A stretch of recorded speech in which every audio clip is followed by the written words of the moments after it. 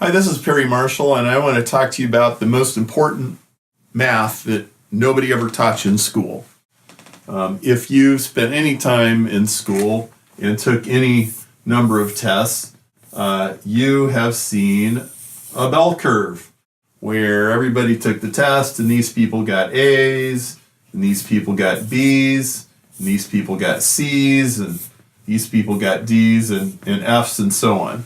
And anytime anybody talks about statistics and averages, they're almost always talking about this. And everybody's always talking about the average and, whether you're talking about income or whatever. Well, this is the wrong curve.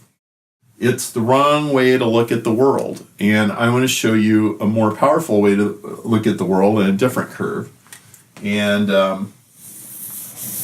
this here is what I call the 80-20 curve, and it frames things just a little bit differently. And so in the bell curve, 100 people took the test, and we measured how many people got 90, 80, 70%, and so on. And the average was, let's say, 77%, and that's what everybody focuses on. But in business, you don't care about average, you care about the extremes, because the extremes is where all the productivity actually comes from. And so if we take this class and we put it on an 80-20 curve, let me explain what we're talking about. We're taking the least capable person in the class and we're putting them over here, and we're taking the most capable person in the class and putting it over here. And what we're measuring is their ability, okay? So notice we're focusing on ability, not averages. And if you put this on a graph, it looks like a ramp that goes up and up and up. And as it starts to get close to this line over here, it goes up infinitely and it never actually touches. And this thing just goes higher and higher and higher and higher. And what it tells you is, let's say this is a science class, what it tells you is out of 100 students, 1 or 2 or 3 of those students have as much or more science ability than the other 97 put together. And if you're interested in hiring a scientist or getting a Nobel Prize winner or having a professor or anything else, all you care about is these outliers over here.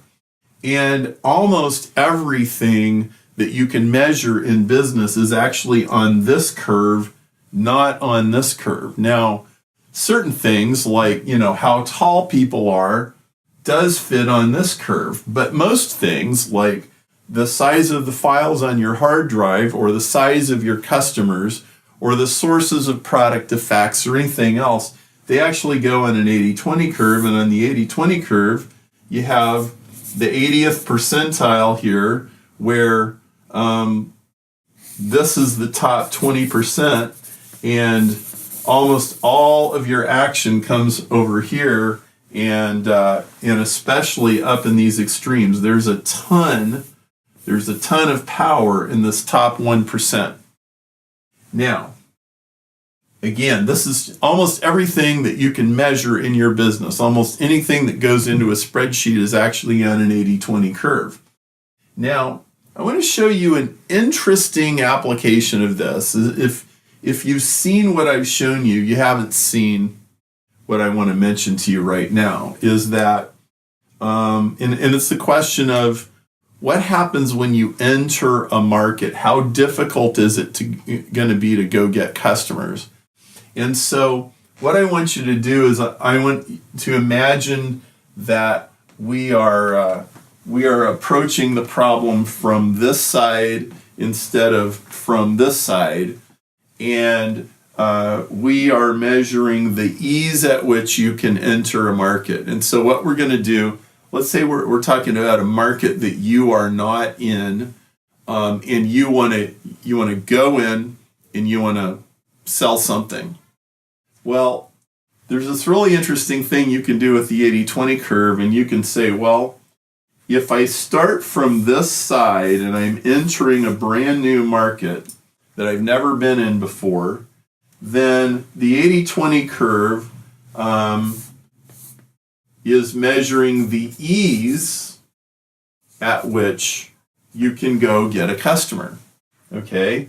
And what the 80/20 curve tells you is if you start from this end, it's going to be very easy at first to get, let's say, a 0.1% market share or a 1% market share.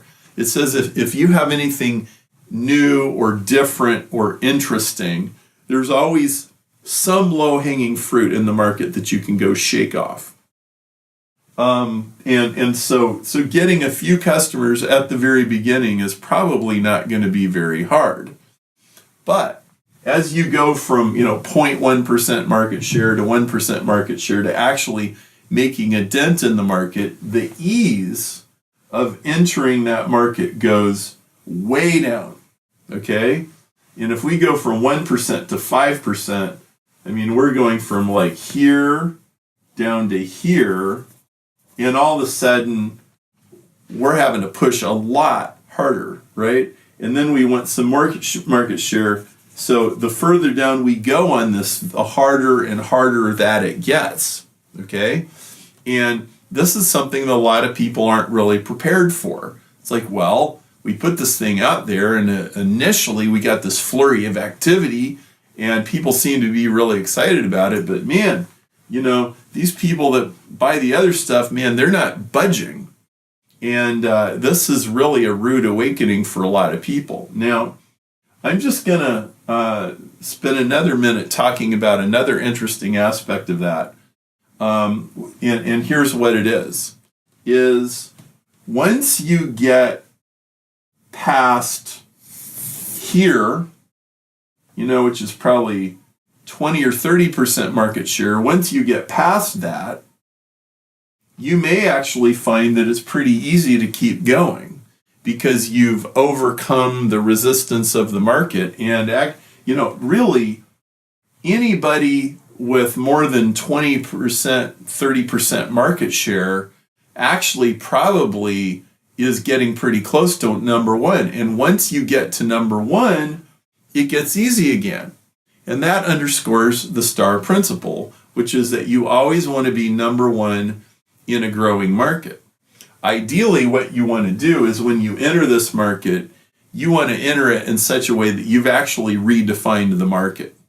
That what you're selling has such a strong, unique selling proposition and redefines the problem in such an interesting way that when people switch from the competitor to you, they don't even really think of themselves. They don't even think of you as competing with them. So like most people who use Uber or Lyft, quite honestly, don't really think of Uber or Lyft as competing with the taxi guys anymore because it's just such a superior experience. Like the taxi guys are in really serious trouble. And that's because they redefine the market, and Uber is the star business in that market. So this is immensely useful. It's called the 80/20 curve, and it's featured in 80/20 Sales and Marketing, and you can go play with it at 8020curve.com.